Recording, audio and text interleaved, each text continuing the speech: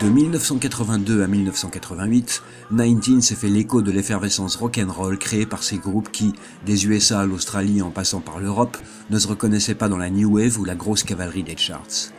Avec ses 25 numéros, autant de petits suppléments mensuels, going locaux, et 3 hors-séries, Barracudas, Dogs et un spécial rock à Toulouse, il est devenu un témoin privilégié de cette agitation qui plongeait ses racines dans la mémoire collective du rock. Témoin, certes, mais avec une préférence pour l'underground et les marges, car c'est là que les choses se passent la plupart du temps.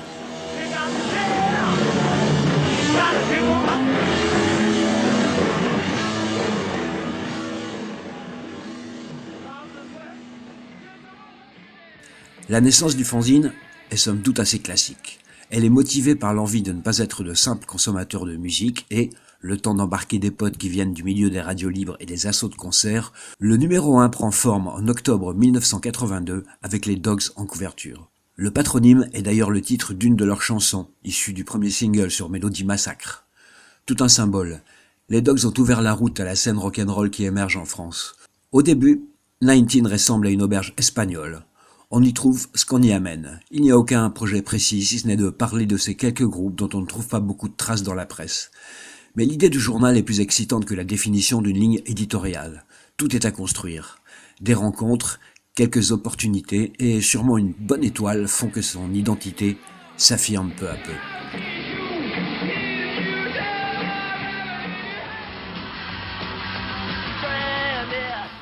Les 2 premiers numéros sont tapés à la machine et les titres bricolés avec des lettres à 7. Par contre, les photos sont tramées, ce qui tranche avec la plupart des fanzines. D'autant que la couleur en couverture arrive au numéro 2 et la photocomposition au numéro 3. Mais la réalité est tout autre. Le tramage des photos est l'affaire d'un copain qui travaille au quotidien régional La Dépêche du Midi. Tous les soirs, des dizaines de photos sont traitées et les nôtres passent dans le flot. Par la suite, ce sera fait sur le matériel mis à notre disposition par les imprimeurs de Sacco qui sont d'un soutien sans faille. Ils nous offrent même la 2e couleur pour la couverture. Quant à la photocomposition, c'est une petite boîte spécialisée qui nous l'a fait pour la moitié du prix du marché. Mais au mètre, même espace de colonne, même corps, et elle nous donne les textes sous forme de rouleaux que l'on découpe et colle pour faire les maquettes. On est loin de l'image du canard de riche que s'est trimballé 19, comme si faire cheap était synonyme d'authenticité.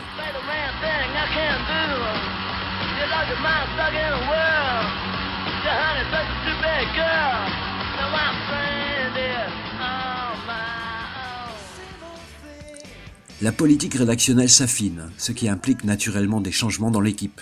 Certains s'en vont et d'autres arrivent. Si le noyau est à Toulouse, les collaborateurs habitent Paris, Bordeaux, Périgueux, Lyon et aussi Los Angeles ou Londres. La plupart des collaborateurs d'étrangers, réguliers ou épisodiques, écrivent également dans Bucketful of Brains, Next Big Thing, The Bob ou Heartbeat. Le monde des fanzines rock'n'roll est petit.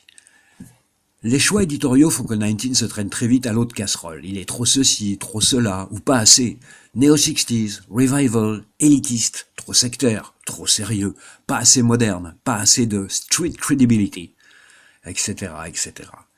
Les détracteurs auraient pu aussi nous reprocher notre dédain pour les curés. Si certaines remarques peuvent s'avérer judicieuses, beaucoup de réflexions regorgent d'arrière-pensées et prêtent parfois à sourire. Comment croire un journaliste qui, casé entre une pub pour des voitures et une autre pour l'armée de terre, donne des leçons de street credibility?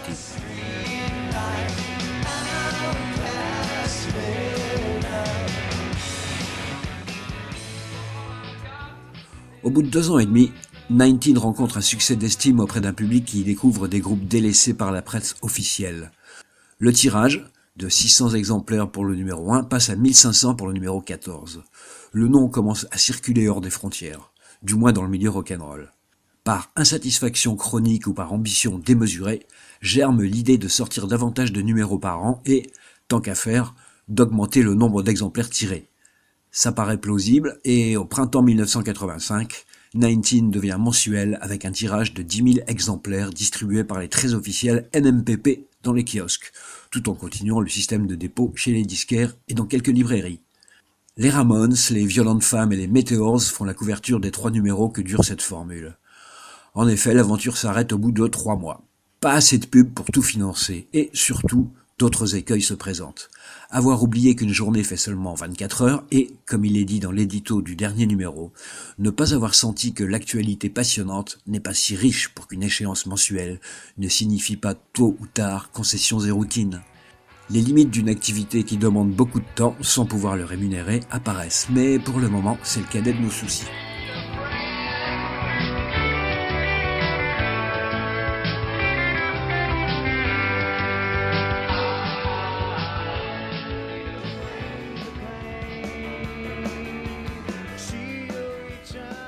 En novembre 85, 19 devient donc trimestriel. Grâce à sa nouvelle périodicité et à sa centaine de pages, les articles sont plus fouillés et souvent plus longs, le record restant celui sur REM avec 12 pages. Le journal est tiré à 3500 exemplaires distribués dans une centaine de points de vente et il a près de 1200 abonnés qui reçoivent un disque en cadeau avec chaque numéro. C'est un flexi-disque et les 2 derniers sont même de vrais 45 tours. Les Nomads nous font l'honneur d'être les premiers. Ensuite, ce seront Bruce Joyner, Peter Case, les Batmen, Alex Chilton, les Cherokees, les Sinners, les Hot Pants, Paul Roland, les Coronado et, pour les 45 tours durs, Nicky Sodden, les Shredded Hermits, Ben Vaughn et les Soucoupes Violentes. Pour Going Loco, le petit frère de 19, la démarche est différente. Il fait 16 pages au format A5 et est tiré à 1500 exemplaires essentiellement vendus par abonnement et par correspondance. Il se veut plus militant, axé sur l'actualité immédiate, avec des articles courts et fabriqués dans l'urgence. Inspiré par The Next Big Thing de l'écossais Lindsay Hutton, les textes sont écrits à la main, ça va vite et c'est gratuit. Mais la calligraphie laisse parfois à désirer et au bout de quelques numéros, ils sont tapés à la machine.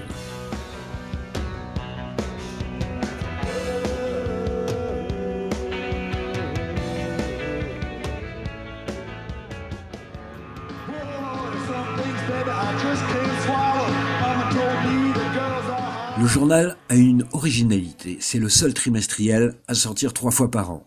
Le manque de temps n'explique pas tout.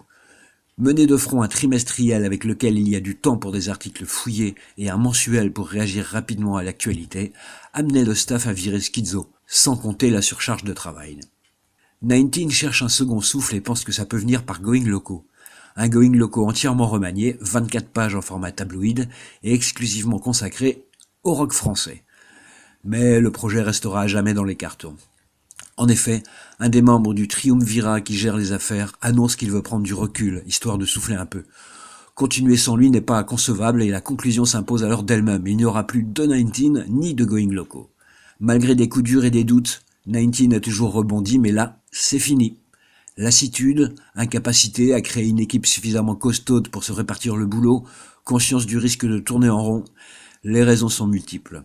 Paradoxalement, le plus difficile n'a pas été la décision d'arrêter, mais l'après-19. Le propre sans doute de toute activité qui mange votre temps et se termine brusquement. Es la vida.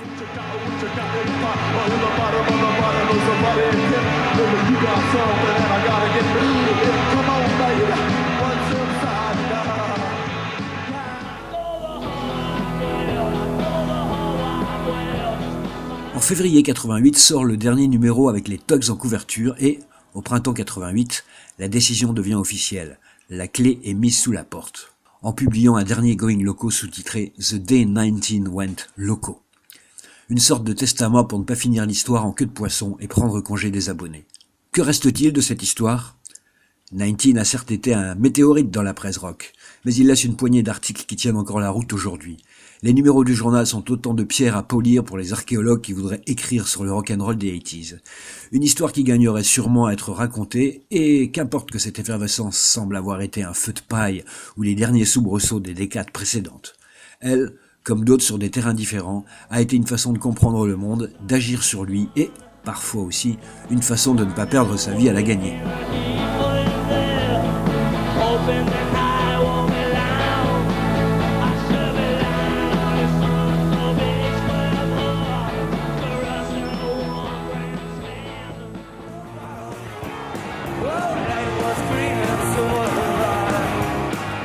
En mars, et publié un recueil d'articles, 19, anthologie d'un fanzine rock.